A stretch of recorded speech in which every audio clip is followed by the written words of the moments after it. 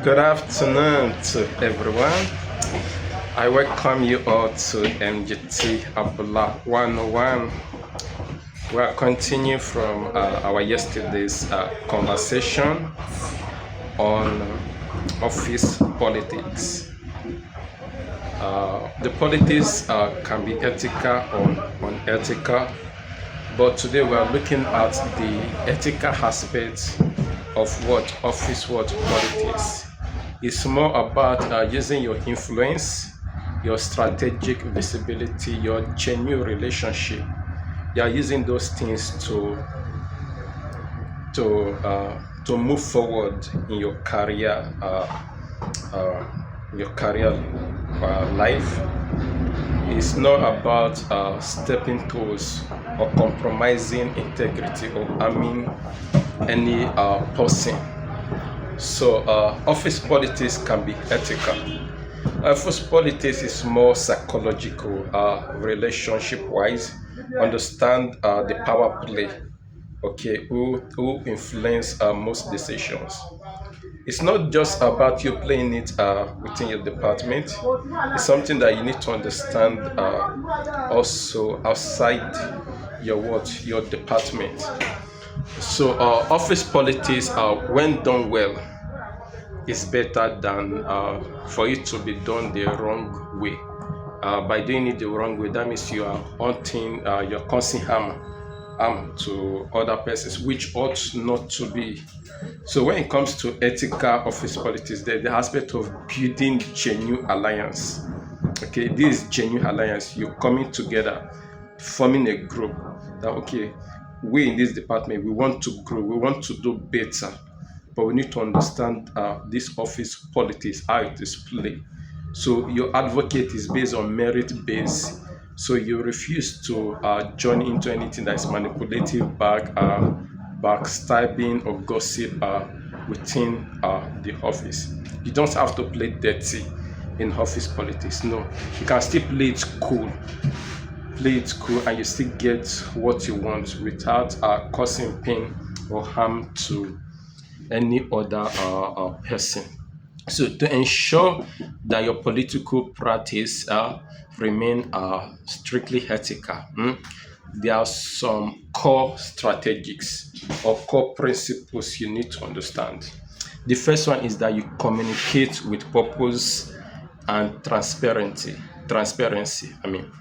So when you're communicating with purpose and transparency, there's something you're communicating with the power focal point within the office. You know, okay, when you communicate clearly about everything that has to do with your work. So it's not just you're communicating the wrong way. No, you're communicating clearly. You're speaking to them. You're addressing them the right way. You're addressing situation the right way without causing pain or harm to any other persons. Number two has to be with you're building authentic relationship. Yeah, the relationship with others that are authentic.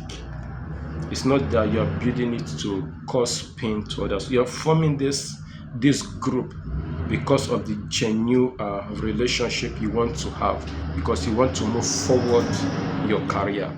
Number three, you must respect boundaries and confidentiality. Not what somebody said to you and said, keep this, because in office there you have to be very confidential. Keep this, maybe because you are not in line with the person anymore. You choose to not speak about things that they told you for you to keep being confidential about some information. So if you understand this confidentiality, it's going to help you in your ethical practice when it comes to office world politics. You identify the power map. That is number four. Identifying the power map. Who are the people taking the decision regarding your promotion, regarding transfer, regarding resources allocation? There are people taking those decisions. You need to know these people. You need to understand how do I relate with them. It's not something you do just to gain favor only to yourself. No, when you're doing office politics in the right way, you're not stepping on the toes on any other person. Number five, you advocate for fairness. Okay, you advocate for fairness, that okay, let's do things rightly in the fair way, not you just okay. Maybe you're a boss, you only speak for one particular person in your office. No, you're going to cause a lot of division. You speak for everyone in your department, you speak for their good, you speak for how things can go well for them. So understanding these office politics ethically, playing it the right way, helps one to grow higher in their career.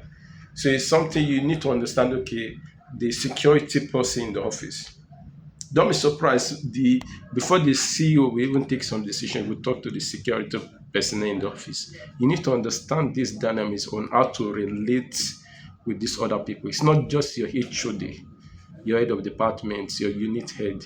No, you need to understand. Okay, relating with people from other departments, that cross relational aspect.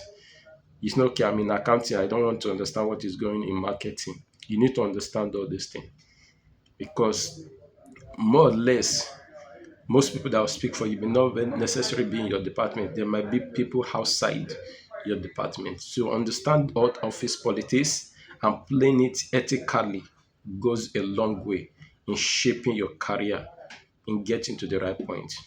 I thank you all for being part in today's conversation on office politics. So remember, office politics can be done rightly without stepping on the toes of others. Thank you very much for being part of today's episode on NGT Habla 101 Management Speaks. We'll see you tomorrow, and the conversation is still on office world politics. Thank you, and God bless you all. It is well. It is well. Bye.